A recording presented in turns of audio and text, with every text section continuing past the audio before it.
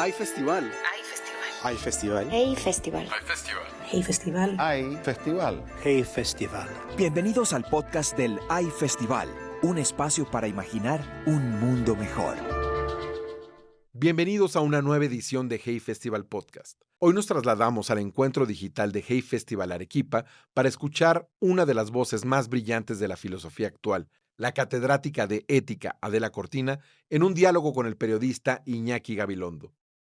Ambos nos invitan a desenterrar una realidad social incómoda, la aporofobia, un término que ella misma acuñó y que hoy forma parte de nuestro idioma. Con lo cual me fui al diccionario de los tiempos del colegio, al diccionario de griego y busqué cómo se decía pobre y encontré la palabra áporos, que es efectivamente el indigente, el sin recursos, y me pareció que era importante crear una palabra, construir una palabra que mostrara que hay odio a los pobres, que se relega a los pobres, y salió la palabra aporofobia, que en principio tiene ya, pues más de 20 años de historia, porque hace más de 20 años que hablé de la aporofobia y luego lo volví a sacar y luego volví a sacar, hasta que al final en 2017 pues entró a formar parte del diccionario de la Real Academia Española y ahora es una palabra normal y corriente de la lengua española. A menudo justificamos la exclusión bajo el rótulo de la xenofobia, el temor al extranjero. Sin embargo, la doctora Cortina identificó una profunda contradicción en nuestras sociedades de consumo. Si el extranjero es un turista con recursos, se le abren las fronteras con alegría porque genera riqueza. Pero si es un refugiado o inmigrante vulnerable, la respuesta institucional suele ser la hostilidad. No nos molesta el extranjero por su procedencia, nos molesta porque es pobre. Bueno, pues el proceso de fabricación fue sencillo, como todas las cosas de este mundo. La cuestión es que yo oí hablar mucho de xenofobia y de un tipo de fobias similares y me preguntaba si en realidad eran... Xenofobia quiere decir aversión al extranjero, odio al extranjero, y yo me preguntaba si efectivamente molestan tanto los extranjeros, porque por lo menos en España y creo que en todos los países, cuando se habla de los turistas que han visitado el país, se dice con una gran alegría que hemos alcanzado 83 millones de turistas. Claro, eso es importantísimo porque el Producto Interior Bruto de España y de muchos otros países depende en muy buena medida del turismo. Y los turistas que más se agradecen son los extranjeros, también los nacionales ahora con la pandemia, pero los extranjeros se agradecen muchísimo porque aumenta la riqueza del país. Lo que pasa es que había otros extranjeros que, bueno, también venían de fuera, pero no se les acogía con tanta alegría, no se decía con mucho gozo, han venido tantos inmigrantes, tantos refugiados este año, han pasado por las pateras, han ido a Italia, han venido a España, están en Canarias. Bueno, se comentaba con verdadera tristeza, con, bueno, cierto rechazo y desprecio. Entonces, para unos, una hospitalidad maravillosa. Hasta se ha instituido un grado académico que se llama Ciencias de la Hospitalidad para atender a esos extranjeros que vienen cargados de dinero y, sin embargo, pues a los otros hostilidad. Extranjeros unos, extranjeros otros, unos son bien acogidos, otros no. La pregunta es, ¿por qué son extranjeros o por qué unos son pobres y otros no? Para entender la universalidad de este rechazo, debemos asomarnos a la neuroética. Evolutivamente, el cerebro humano se configuró en pequeños grupos de supervivencia, desarrollando una naturaleza recíproca. Estamos biológicamente dispuestos a dar, pero siempre con la expectativa de recibir algo a cambio.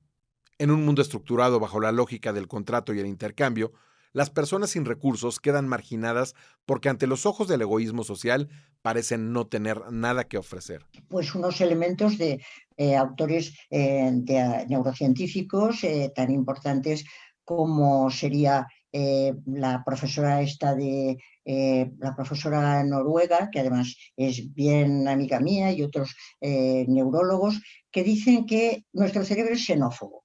Ellos dicen que es xenófobo. ¿Por qué es xenófobo?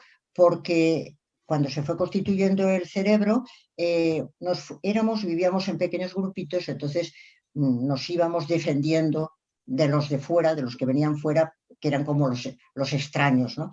Y entonces en nuestro cerebro hay una base que es la base de querer sobrevivir, buscamos lo cómodo, los que nos parecen más cercanos, aquellos con los que nos entendemos, y además disociamos y separamos todo aquello que nos molesta. y dicen nuestro cerebro es xenófobo. Katinka Evers era la profesora a la que me refería. Entonces, nuestro cerebro es xenófobo, pero yo pensaba que no es tanto xenófobo, sino que es aporófobo. ¿Qué quiere decir aporófobo? Pues que también muestra la antropología evolutiva que los seres humanos somos animales reciprocadores, que estamos dispuestos a dar con tal de recibir. La clave de nuestra racionalidad no es la maximización del beneficio, que dicen algunos, hay gente que lo hace, así les va a ellos, a unos bien, a otros mal, etcétera, pero la racionalidad no es la maximizar el beneficio, sino reciprocar. Yo te doy y tú me das. Y entonces trabajamos cooperativamente, trabajamos colaborando y nos va mejor a los dos. Al fin y al cabo, el apoyo mutuo es la clave del anarquismo de toda la vida. Nos vamos apoyando mutuamente y es más inteligente el crear aliados que el crear adversarios, que esos te están esperando en la esquina para clavarte un puñal en cualquier momento. Entonces somos animales reciprocadores. Esa es la clave. Entonces, ¿Hay algo de el altruismo también es biológico? Quiero decir, ¿hay algo de biológico en el altruismo? pues claro, eso es muy bonito. A mí me pareció extraordinario. Cuando vi que efectivamente Darwin pues, retrasó la aparición del libro del origen del hombre, porque se encontró de pronto con el misterio del altruismo biológico. ¿Cómo podíamos explicar desde la evolución, desde la lucha por la vida, que los altruistas no perezcan? Tenían que perecer, no debería quedar ninguno, porque no intentan reforzarse, sino todo lo contrario. Entonces, el altruismo es uno de los grandes misterios de la biología, el altruismo biológico, y se han dado toda suerte de respuestas, desde la de Darwin, que decía que individualmente no es tan beneficioso, pero grupalmente sí. En un grupo en que hay muchas gentes que son altruistas, el grupo dura mucho más, se mantiene mucho mejor que aquellos grupos en los que todos son egoístas. La verdad es que tendríamos que aprender algo de esto, ya que estamos en tiempos de pandemia, porque efectivamente si no llega a ser por altruismo de una serie de gente, en este momento quedaríamos todavía muchos menos de los que quedamos, me parece a mí.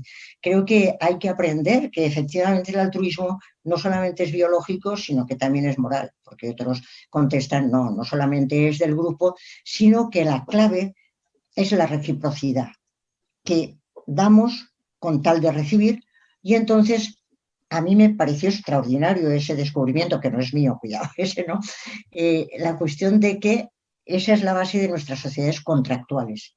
Vivimos en sociedades de contrato. Sellamos un contrato, digamos, con el Estado, yo cumplo con mis deberes y el Estado protege mis derechos, contratos económicos con otra gente, son las sociedades del principio del intercambio. Yo te doy y tú me das, o me da otro en tu nombre. Son sociedades en las que la clave es intercambiar, y es mucho mejor que una sociedad en la que estén en perpetuo conflicto, porque es mejor la cooperación y, que el conflicto perpetuo. Pero claro, tiene sus límites. Aunque esta tendencia tenga una base cerebral, Adela Cortina nos recuerda que el cerebro humano es plástico. No estamos biológicamente condenados a la exclusión, la educación y las instituciones tienen la capacidad y el deber de entrenar un músculo diferente, el de la justicia y la empatía colectiva. Vencer la aporofobia requiere ir más allá del debate terminológico. Exige un compromiso político y moral definitivo para erradicar la pobreza involuntaria, no como utopía inalcanzable, sino como una obligación histórica, tal como en su momento la humanidad abolió la esclavitud legal. Y yo creo que el primer objetivo para el siglo XXI es que pasemos a una época no de pospandemia, que me temo que no será posible, sino de pospobreza. Yo quiero que llegue un momento en este siglo XXI en que hablemos de los pobres como hablábamos antes de los esclavos, o de que decíamos, hubo un tiempo que había esclavos y a todo el mundo le parecía normal. Hubo un tiempo en que las mujeres no se les reconocían sus derechos y a todo el mundo le parecía normal. Hubo un tiempo en que los negros no se les reconocían derechos y a todo el mundo le parecía normal. Y decimos, hemos progresado en el nivel de la conciencia moral social. No nos parece bien, no nos parece en absoluto aceptable ni que haya esclavos, ni que... Bueno, pues yo quisiera que en este siglo XXI nos tomáramos en serio lo que hemos declarado desde el principio, y que nuestro objetivo sea que en el siglo XXI acabemos con la pobreza involuntaria, que sea un tiempo de pospobreza. Tenemos que plantearnos esa vida nuestra de la hospitalidad, porque a mí me parece que la virtud más importante que tiene que cultivar una sociedad, a fin de cuentas es la compasión. Y la compasión hay que cultivarla en la vida política y en la vida económica. Parece mentira, da risa, ¿no?, decirlo. En la vida política, en la vida económica, en la vida social, porque la compasión consiste en padecer con otro, darse cuenta de su tristeza, darse cuenta de su alegría, y si está sufriendo, comprometerse en ayudarle a salir de ese sufrimiento. Creo que la compasión tiene que estar en la raíz de todas nuestras sociedades y que efectivamente todas las culturas hablan de la compasión. Es curioso. Si uno va al cristianismo, habla de la compasión, pero el budismo habla de la compasión. Es decir, en el fondo, todas las culturas hablan del tema de la compasión, y yo creo que es la raíz última que habría que cultivar. La lección de esta charla es que hay que introducir la compasión en las estructuras de nuestras sociedades, aunque esto parezca ser el gran examen ético de nuestro tiempo. Gracias por escuchar Hey Festival Podcast. Hasta el próximo episodio. Hay festival. Hay Hay festival. festival. Hey Festival. Hey Festival. Hay festival. Hey Festival. Bienvenidos al podcast del Hay Festival, un espacio para imaginar un mundo mejor.